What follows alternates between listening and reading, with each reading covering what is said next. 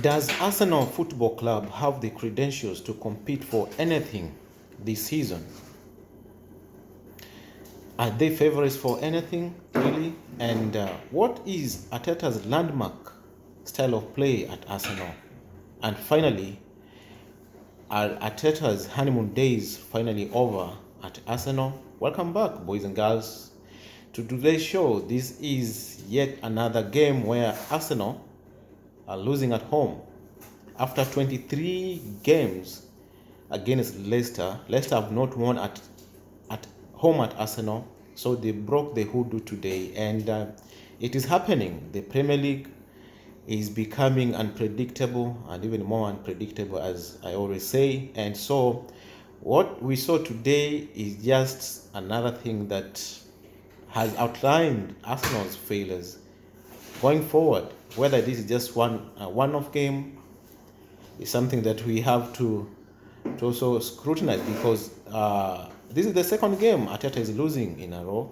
He lost against Man City last weekend, where everybody says, VAR, what. So he was given a benefit of a doubt. What happened today is Arteta the man to take Arsenal forward, because he has been crying. Of course, Arsenal has been lacking in defense, which I think is a little bit sorted right now. But why is that Arsenal have just not making it? What is not going on? Because whether they have the credentials to compete for anything this season, yes, we can say yes, but going by the way they are playing, especially today, there was no motivation at all. Just passing the ball, and no intention at all. And looking at what Leicester were doing, Leicester were just relaxed. They knew what they were doing. And when Vardy was introduced, Arsenal actually knew what Vardy could do and what the Brendan Rodgers' intention was. But they relaxed, and it happened. They lost all the 3 points, and I don't know what's going to happen. Give it to Leicester, of course. This is a massive win for them. 3 points in the pocket, going away, and it is what it is. So all the questions are going to be, of course, directed to Arteta. What kind of football are you playing, Arteta?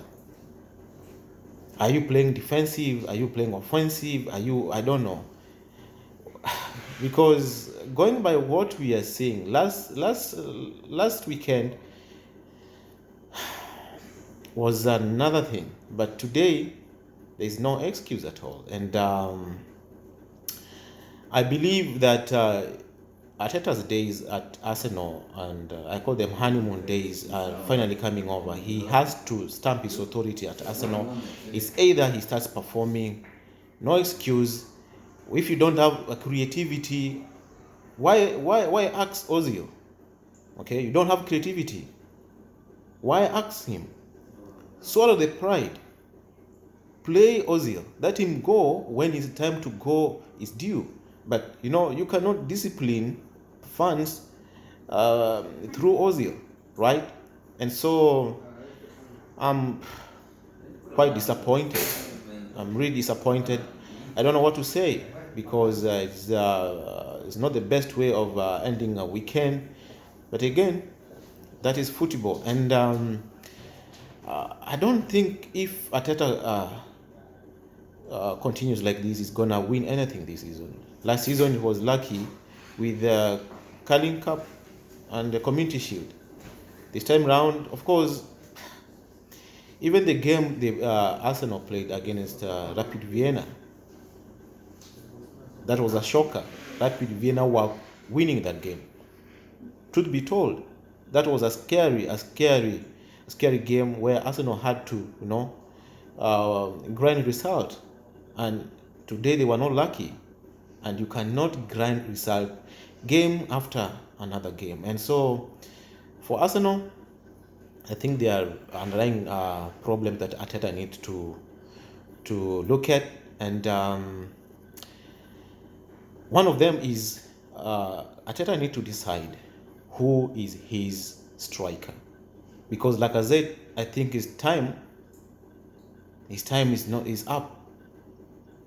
He's not gonna help Arsenal any way, because looking at the kind of chances he's been having, leave alone the ones he had today that he could not put away. In a tight game like this, you need to take advantage of any slight, any chance or half chance you get. But like I said, it's just dilly-dallying there, trying to do I don't know what, and it cost the team. Had he capitalized on the chances he got, Arsenal could be leading long time ago, and the game could be put to bed long time ago. And so another thing is that Arsenal, of course, don't have this urgency to score, to pass the ball backwards, sideways, forward, waiting for I don't know. It's so disappointing when you have such a caliber of players in your team and you cannot create anything substantive. Okay, not dangerous balls inside the final third of Arsenal, of the opponent side. And I don't understand the rotation Mikel Arteta does at Arsenal. I don't really understand. Today, Oba was playing on the right. We saw Saka on the left, and Oba at the center. For me, now going forward, I would like to see Oba at the center. Whoever Arteta wants to play on the flanks, that is his own story, because we cannot continue this way. We cannot continue this way. And so, with Manchester United next, I don't know whether I'm right about that. I think Arsenal and Arteta needs to do better. Whatever they are going to do within these 5 days, I don't know, but they have to start winning games. Okay, they need to start winning games. There's no excuse. Arsenal have the squad they need. Arteta has the squad he requested for. Of course, he did not get everybody he wanted, but at least he got whatever. At least he got 70% of whatever he needed. Okay, and this one also reminds me, we had players like what's the name? The striker that came in today, Nketiah. I compare him with Brewster of Liverpool. They are in the same level, same category, and Liverpool sold Brewster. Why didn't Arsenal sell Nketiah and get Aouar?